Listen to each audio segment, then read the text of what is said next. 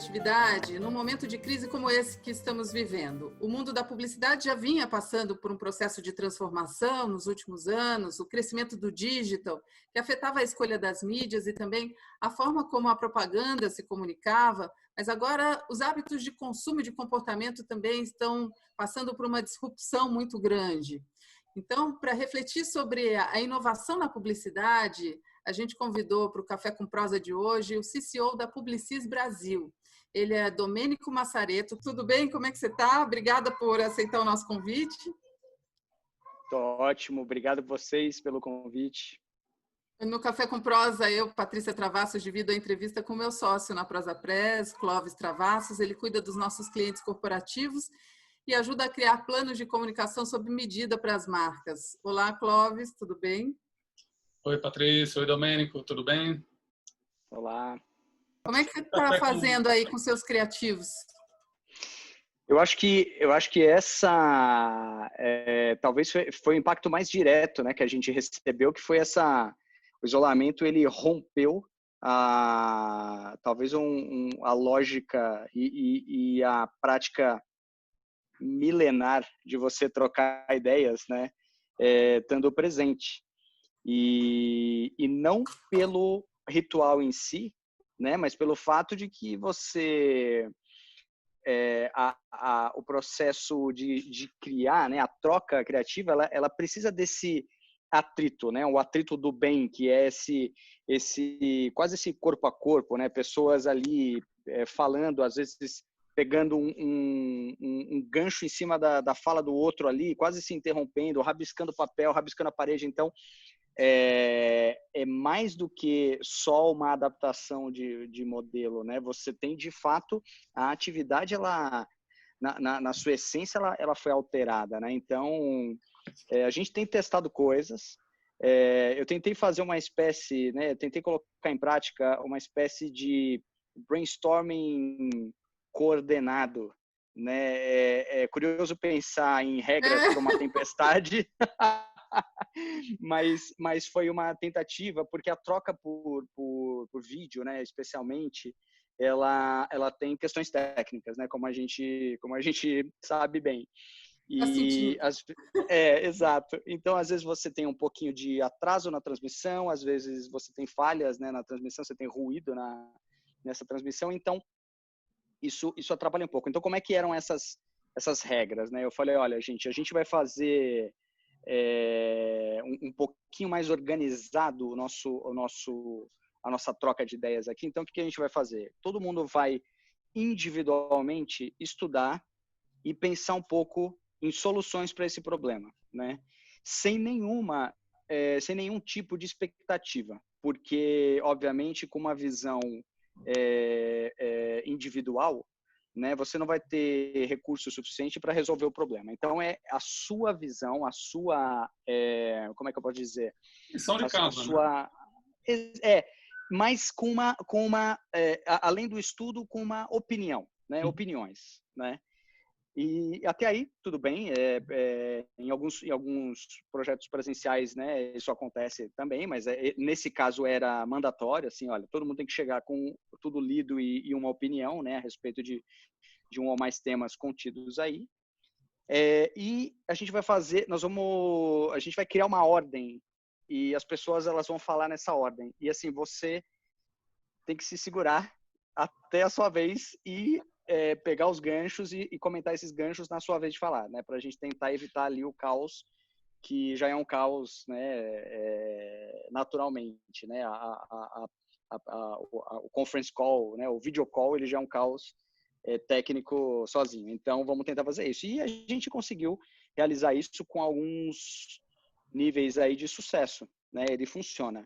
Agora, a sensação que a gente tem é que perde-se um pouco. Não é uma adaptação 100% fiel do que existia antes, né? Então, você precisa, né? Você precisa dessa troca um pouco mais ativa, e você também precisa da vivência, né? Eu tenho uma preocupação com os criativos, né? Com as mentes criativas, que é o efeito desse isolamento no longo prazo. Isso me preocupa, porque faz parte do material, da matéria-prima criativa, tudo que você vê, né? Tudo aquilo que você via quando você saía na rua, quando você se deslocava até o trabalho, quando você almoçava em grupo, quando você conversava, né, com as pessoas. E por mais que a gente, alguns de nós, né, privilegiados, né, com bom acesso à internet, com boas ferramentas, por mais que a gente tenha conseguido contornar essa nossa carência, né, essa nossa vontade de se conectar e de se expressar, por mais que a gente tenha conseguido fazer isso com a ajuda da tecnologia, não é a mesma coisa. Então, o efeito do longo prazo me assusta, né? Se isso perdurar por muito mais tempo. Acho que isso é interessante, né? Do ponto de vista de que a produção de conteúdo ela é uma puxação de conversa, né? Quer dizer, as marcas quando produzem conteúdo elas estão puxando conversa com o seu público, né? E boas campanhas são aquelas que geram conversa, né? E o que você está dizendo é que à medida em que você está sempre falando com as mesmas pessoas, vai faltando assunto, né? E você vai acabando não tendo mais repertório, né? É um pouco isso que você está preocupado? Exatamente. E assim, hoje tem um efeito interessante que aconteceu, que assim, a gente adotou, né, o trabalho remoto bem no começo dessa crise, né? Então, no dia 16 de março, a gente já estava oficialmente comunicando isso, né, para os nossos times e fazendo o possível para que todo mundo pudesse se deslocar e ter, né, o mínimo de recurso ali para poder trabalhar remotamente, né, com suas máquinas, né, quem precisou e quis até levar a sua própria cadeira do escritório para casa, né, para simular ali um ambiente, né, um pouco mais confortável de trabalho. E hoje, né, agora já depois de mais de 3 meses nesse formato, algumas pessoas do nosso time têm trabalhado de fora de São Paulo, né? Então elas têm trabalhado em outros estados, tem gente até que está fora do país e de alguma maneira essa é uma visão e uma vivência que traz um pouco de novas perspectivas, né, para essas discussões. Mas ainda assim, no longo prazo, mesmo essa nova perspectiva, ela acaba perdendo um pouco da cor dela, né, um pouco da riqueza que ela poderia ter com as pessoas interagindo livremente em sociedade, né? Então, ainda assim, isso é uma coisa que me preocupa, sim. E quando a gente fala em criativo, tem uma coisa da sensibilidade também, né? Você percebeu uma mudança, porque cada um reage de um jeito. Tem gente que ficou muito impactada e com medo e com uma ansiedade muito aflorada. Tem gente que levou isso para uma proatividade e aí até a criatividade melhorou. O que você sentiu aí do seu time? São 140 pessoas, né? A gente assim, eu já vou falar sobre o tamanho e a natureza do time, né? Mas especificamente o impacto individual ali de cada um. O que a gente percebe é uma mudança que ela é medida caso a caso e ela tem os fatores mais diversos aí que impactam essa produtividade criativa, né? Então, desde você ter a condição ideal além da infraestrutura, mas a condição ideal de trabalho, né? Às vezes você divide a casa com alguém, às vezes a campainha toca o dia inteiro, né? Se você mora numa casa, né? Então, existem fatores que influenciam muito essa proatividade. A gente não teve nenhum caso na empresa, mas a gente teve muitas pessoas que trabalham com a gente tiveram casos, né, de familiares ali que foram impactados, famílias foram impactadas pelo Covid, então isso também tira qualquer pessoa, né, do seu centro, do seu foco mental necessário para exercer o trabalho criativo. Teve gente que teve um pico de euforia quando viu que era possível, né, trabalhar remotamente, mas depois, obviamente, você vai acomodando e vai até todos esses fatores de você estar distante, de você estar trabalhando numa nova dinâmica em casa, isso cansa mais as pessoas. Então, a gente observou aí casos e casos, né? E obviamente, a gente tem sido difícil a gente ser impactado por boas notícias, né? Recentemente, isso por si só tem um impacto em todas as pessoas, né? As criativas e as que não estão exercendo a criatividade, que impacta a nossa produtividade, né? Então, eu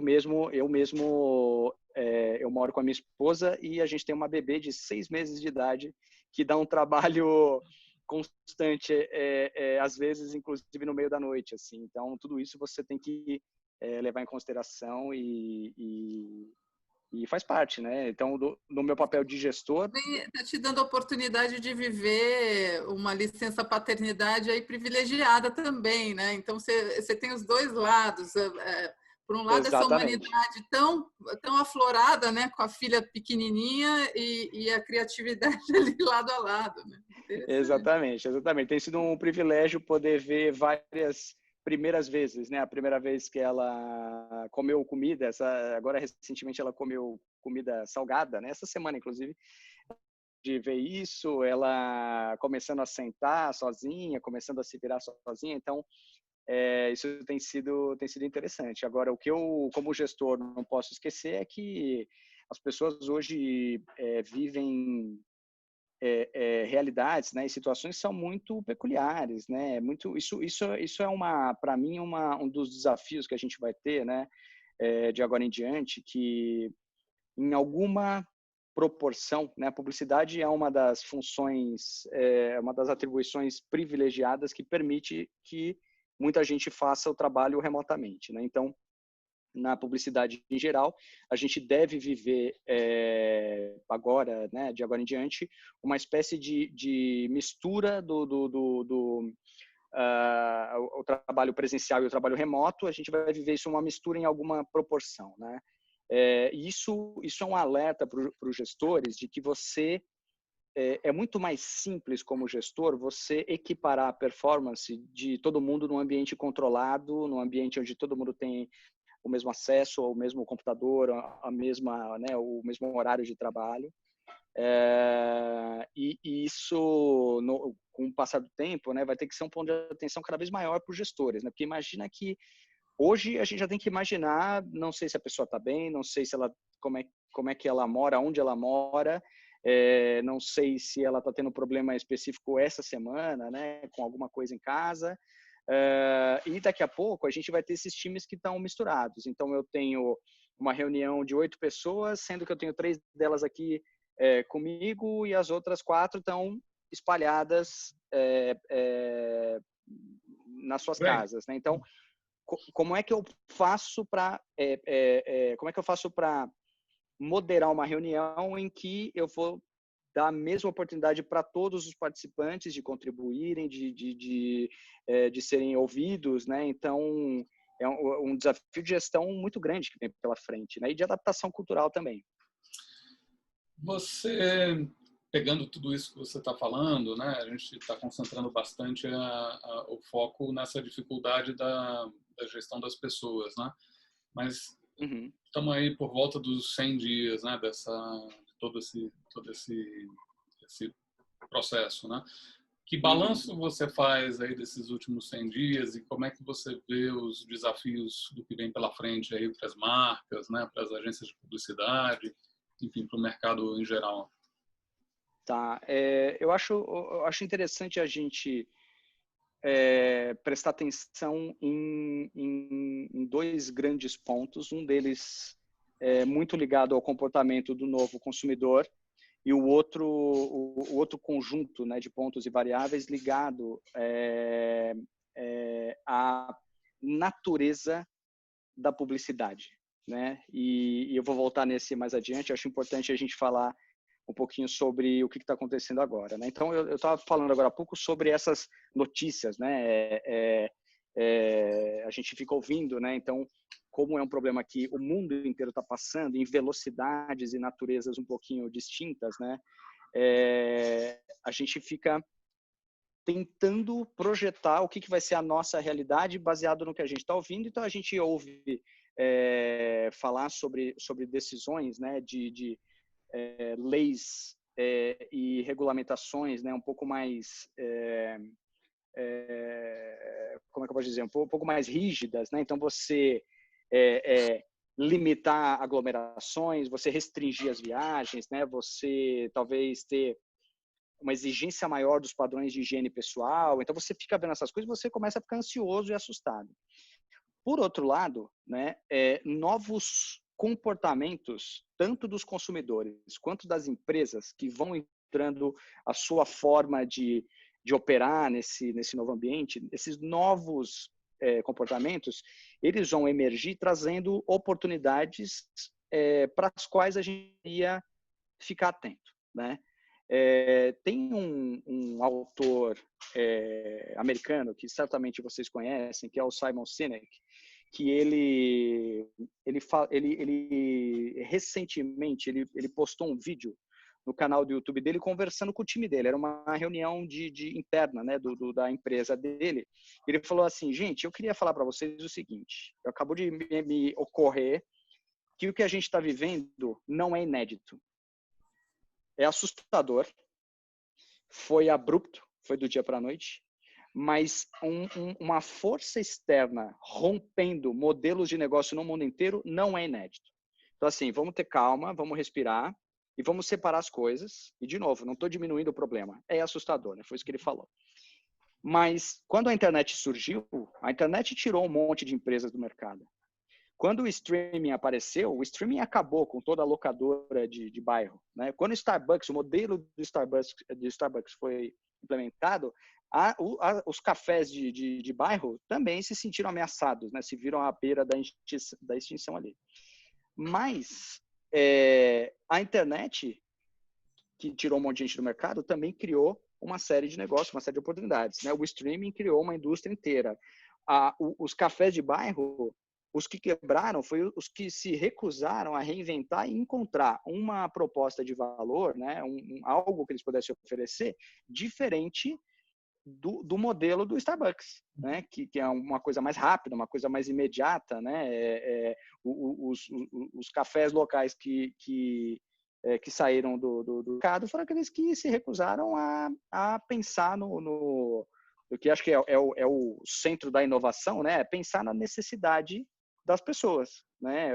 Assim, não é todo mundo que está procurando o café do Starbucks antes de ir para o trabalho, correndo, não é todo mundo, tem necessidades e necessidades, né? Então, ele colocou a discussão dessa maneira e eu achei muito interessante, né? E aí, quando a gente olha para esses novos hábitos de consumo, né? O que a gente pode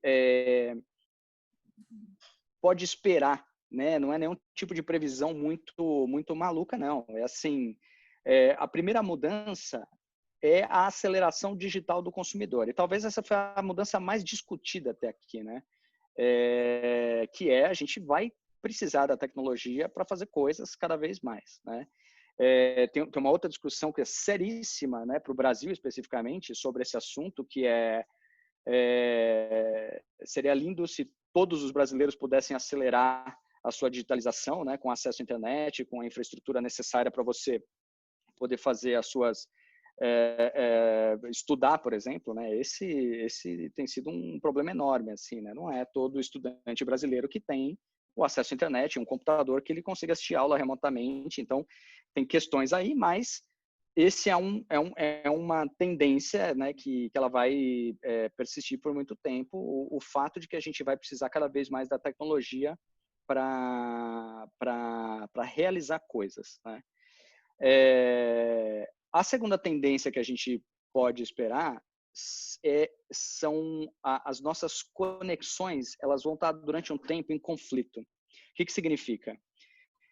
Estamos aqui há um pouco mais de 100 dias, né, isolados, morrendo de vontade de sair, de fazer as coisas que a gente fazia antes no mundo físico, né, de abraçar as pessoas, né, de ter contato, ao mesmo tempo morrendo de medo. Então, a nossa relação com a socialização, ela será conflituosa por um bom tempo. Tá? Então, vou dar um exemplo aqui. A gente, de certa maneira, a gente é zeloso das informações relacionadas à nossa saúde, né?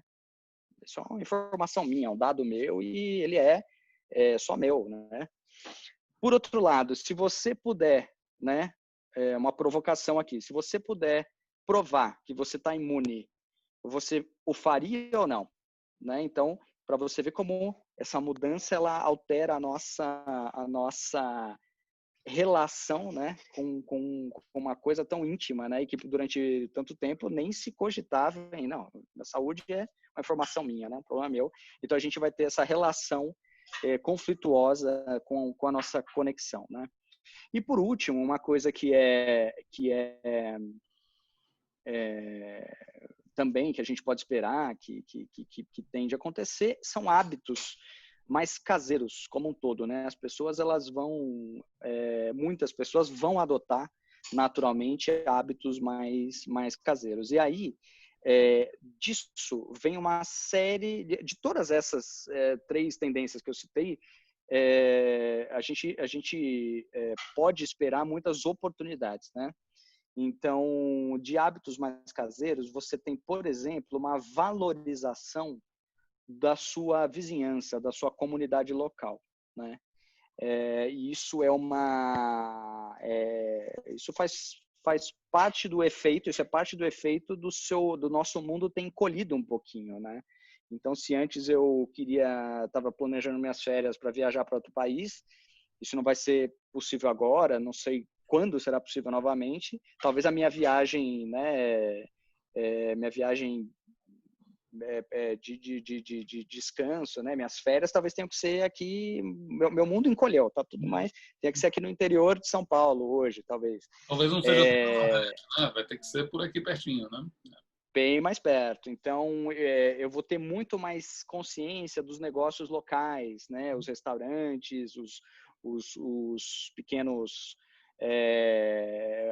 comércios. Então, eu vou ter essa consciência, vai existir uma tendência à valorização disso. E aí, todas essas são tendências que trazem oportunidades para as empresas e para os negócios, né? Então, esses são os conjuntos aí de comportamentos ligados ao consumidor. Transformações, né, das pessoas mesmo. Agora, aí Exato. vem o papel da publicidade, que já Exato. vem se transformando ao longo da história, né? E com o crescimento do digital nos últimos anos, a publicidade já se transformou, mas esse momento é um momento de ruptura de comportamentos também, né? Não é só a mídia, o meio, é o comportamento. Então, o que a publicidade, ela não vende mais necessariamente, mas ela acolhe. O que a publicidade faz agora? Eu acho que importante para a publicidade é a gente primeiro lembrar, né, de como ela funciona, a natureza da publicidade. Então, o que acontece? A publicidade, para quem conhece um pouco, né, dessa profissão, ela é uma profissão muito dinâmica, é uma profissão onde a gente ouve muita coisa, né, pesquisa muita coisa, estuda muita coisa, age muito rápido, produz muito material, produz muito conteúdo e tenta conversar com o consumidor, né, em toda a miríade ali de meios que impactam essas pessoas, né? Então, tudo acontece muito dinamicamente, muito rapidamente. Entretanto, o efeito da publicidade, ele é de médio a longo prazo, né? Por quê?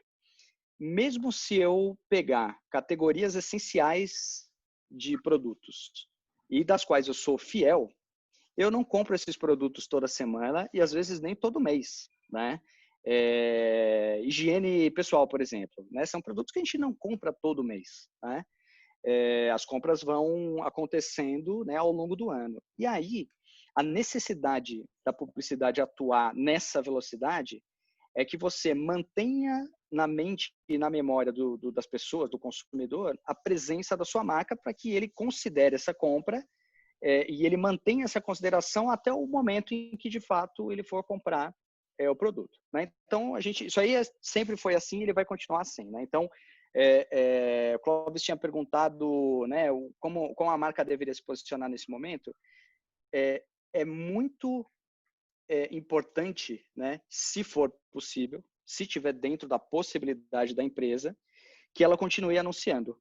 porque provavelmente o ciclo, né, de compra do produto dessa empresa, talvez ele nem esteja dentro dos 100 dias que a gente acabou de viver, né? Então, talvez o momento da compra desse produto ainda venha, né, de agora em diante, e você teria que fazer muito mais força, né? Se você parou de anunciar e você vai voltar a anunciar o seu produto mais para frente, você vai ter que fazer muito mais força para construir a consideração dessa marca do que você teria que fazer se você tivesse continuado a anunciar, né? Então, isso é a razão pela qual, né, as marcas deveriam continuar presentes, né? Como elas deveriam estar presentes, isso é uma outra discussão, porque você, de novo, né? Novos comportamentos, novos contextos trazem novas necessidades. Então, tudo isso que a gente estava, né, discutindo sobre como essa crise afeta emocionalmente as pessoas, né? Isso vale para todos, né? E a gente viu muitas marcas que se propuseram a ajudar, se propuseram a fazer ações ou tomar medidas que estavam fora do universo dos seus produtos e da venda ali, né? Outros tipos de negócio, outros tipos de produtos, eles venderam mais nesse período, né? As pessoas tiveram negócios que não foram muitos, obviamente, não foi a maioria, mas eles cresceram, eles se tornaram mais relevantes por eles estarem mais ligados diretamente à crise, ou eram produtos muito essenciais, então, obviamente, né, as pessoas não iam deixar de consumir os produtos. Então, eu acho que de tudo que a gente está vendo, acho que uma discussão interessante de como o novo hábito e uma publicidade mais integrada e mais digitalizada ele pode atuar. Acho que de tudo isso que a gente está vendo, para mim, um ponto interessante, né, que merece muita atenção e que vai trazer uma oportunidade aí de fazer coisas interessantes, está exatamente entre você unir o mundo físico e o mundo digital, né? E por quê? Se você for pensar digitalmente, eu posso comprar um produto, né? Eu posso comprar produtos digitalmente. Faço compra digitalmente. Então, essa diferença entre comprar e fazer compras é uma diferença interessante, porque fazer compra é uma experiência que faz parte da nossa vida, que é prazerosa, que é não só uma oportunidade de me envolver com a marca e com o produto, mas de viver a minha experiência com esse produto, né? É uma coisa que faz, ela não é só da marca para o consumidor, ela é uma experiência, né? Então, eu também me conheço, né? Quando eu entro numa loja para conhecer um produto, para experimentar um produto, eu também acabo me conhecendo. Então, é uma experiência rica e prazerosa e que hoje não acontece digitalmente, né? E que mais e mais ela vai ter que acontecer de agora em diante, né? Então, eu vi um exemplo curioso, né, de um pequeno varejista americano que ele tinha a loja física dele, né, a loja com a vitrine, né, com os mostradores, com os vendedores, e ele também tinha o e-commerce, o site dele, onde ele vendia, né? E uma ação que ele tomou, que eu achei curiosa, achei interessante, é que no site dele, assim que você entrava, aparecia um chat e com o qual você podia conversar com o robô, com a inteligência artificial ali, que ia descobrindo o que você... Ele ia direcionando para aquilo que você estava procurando, né? Com o fechamento das lojas físicas, o que essa empresa fez? Eles pegaram a força de venda deles, os vendedores, e eles integraram os vendedores nesse sistema. Então, quando uma pessoa ia procurar um produto, era um vendedor, era uma outra pessoa, era um humano do outro lado, conversando com você e te dando a experiência, te prestando o serviço de especialista no produto, para que você pudesse comprar. Então esse é um tipo de ação que move uma marca nesse caminho da fusão dos dois mundos. É isso que eu ia te perguntar, porque eu já vi entrevistas suas falando sobre a questão de inteligência artificial e você até agora falou bastante sobre a mudança de comportamento, quer dizer, de toda uma questão super-humana, né, de você conseguir conhecer esse novo consumidor, como é que ele se comporta e tudo mais, né? Como é que você acha que essas duas coisas, né, quer dizer, essa necessidade de você ter um olhar humano para isso, como é que isso vai se juntar com eventuais, ou certamente, né, oportunidades aí de você integrar a inteligência artificial participando aí desse processo criativo? Como é que você acha que essas duas coisas aí vão se misturar aí daqui para frente? Perfeito. Eu acho que a inteligência artificial ela tem um problema sério de reputação por conta de Hollywood, viu? Os filmes sempre colocam a inteligência artificial num papel de vilão, né? Eles são sempre robôs, eles estão sempre querendo, de alguma maneira, eles estão sempre contra os humanos, tá? Então acho que a inteligência artificial podia se beneficiar de um trabalho de PR. mas Se pudesse fazer isso sozinha, né? Quem sabe, né, no futuro.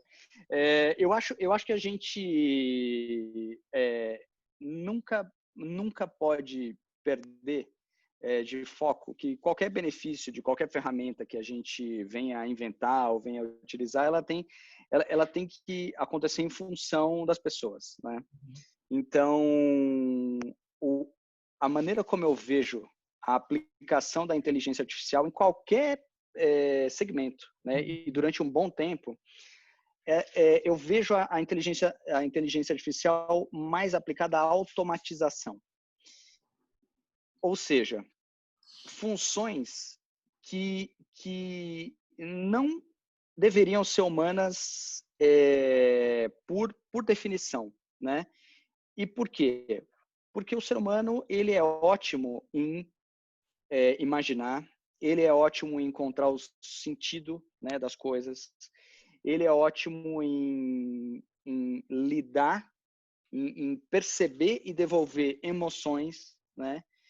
E a inteligência artificial, o que ela faz, na verdade, ela detecta padrões e ela repete padrões. Isso é algo que o ser humano é péssimo. O ser humano é péssimo em repetir coisas, né?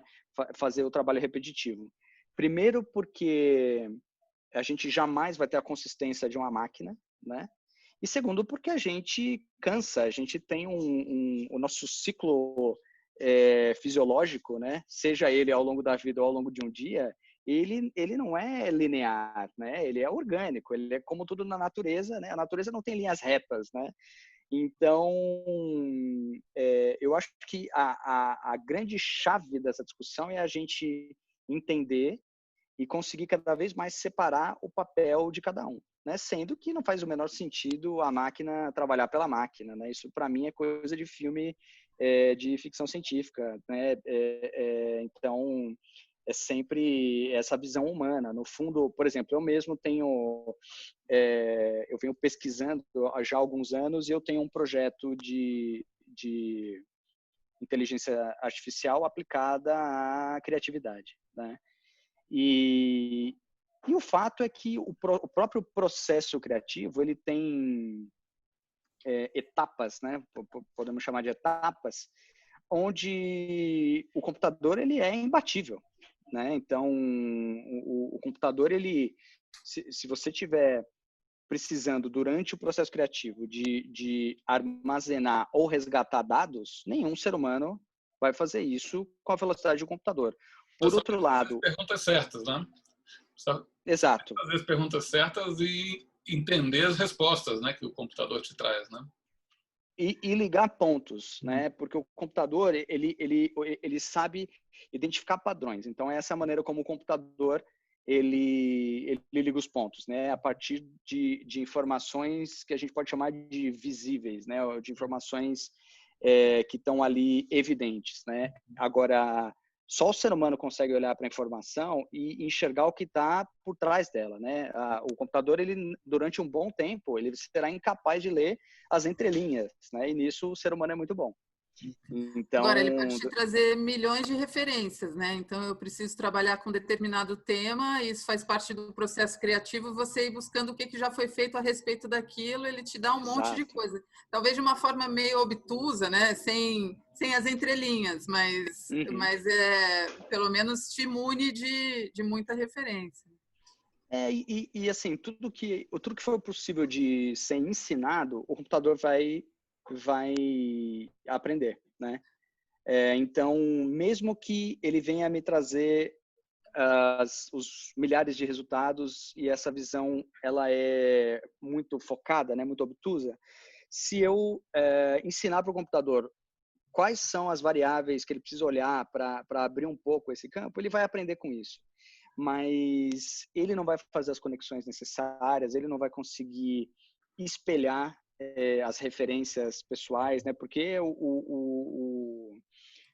a natureza, né, da criatividade, aquilo que a gente... as coisas se confundem porque a criatividade ela exige, em algum grau, a execução criativa. A habilidade, né, de É você... difícil de você dividir embora você possa dividir em etapas, ela não é matemática, né? Muito pelo contrário. A gente aqui na Prosa Press, às vezes o Clóvis me questiona, você vai precisar de quantas horas para a criação dessa campanha, né? E eu falo, puxa, vai depender. Às vezes, num estalo, você tem um insight. Às vezes, puxa, você fica noites e noites tentando encontrar aquele conceito, né? Como é que você fez isso? Isso me interessou muito, essa inteligência artificial para a criatividade. Bom saber. Eu tenho um projeto que ele não é comercial, né? Ele é um projeto ainda um protótipo, né? De pesquisa, mas eu posso dividir com vocês em breve para vocês conhecerem, porque eu estou prestes a começar alguns testes, então acho que vai ser curioso pegar aí os inputs de pessoas que trabalham com isso, mas basicamente da mesma maneira, né, que quando pessoas trabalhando juntas elas criam de forma mais essa interação, essa troca entre as pessoas, ela traz riqueza para o processo criativo, né? O que essa ferramenta faz, ela tenta ser o seu assistente criativo pessoal inteligente, né? Óbvio que sem toda a complexidade, né, de uma mente humana, né, ou sem toda Tem a toda a criatividade de uma mente... cumplicidade que a gente precisa do parceiro de criação, né? Porque existe uma cumplicidade na dupla de criação, né? De um entender um olhar, de um entender o que você está pensando e aí já ir além, né? No fundo, sim, e ela existe porque, no fundo, a criatividade ela é sempre um acordo, né? Eu vejo a criatividade dessa maneira. Então, às vezes ele é um acordo com o seu cliente, né?